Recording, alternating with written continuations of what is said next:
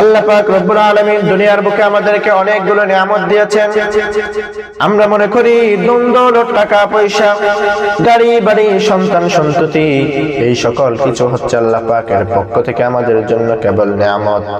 কিন্তু আল্লাহ পাক রব্বুল আলামিন এর চাইতে হাজার গুণ বড় আমাদেরকে নিয়ামত দিয়েছেন। এমন কিছু নিয়ামত দিয়েছেন যে নিয়ামত সম্পর্কে আমরা অনেক বেশি গাফেল রয়েছি।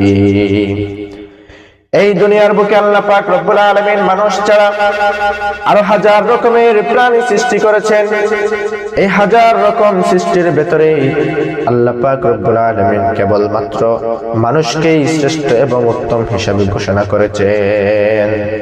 বর্তমান পৃথিবীতে প্রায় 800 কোটি মানুষ বসবাস করে। এই 800 কোটি মানুষ 3400 ধর্মের অনুসরণ করে।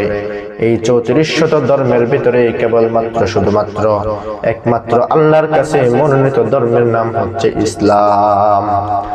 আল্লাহ পাক রব্বুল আলামিন চাইলে আমাকে আপনাকে অন্যান্য ধর্মাবলম্বীদের অন্তর্ভুক্ত করতে পারতেন, কিন্তু আল্লাহ পাক আমার আপনার প্রতি রহম করে দয়া করে আমাদেরকে মুসলিম পরিবারে মুসলমান হিসেবে দুনিয়ার বুকে আমাদেরকে পাঠিয়েছেন।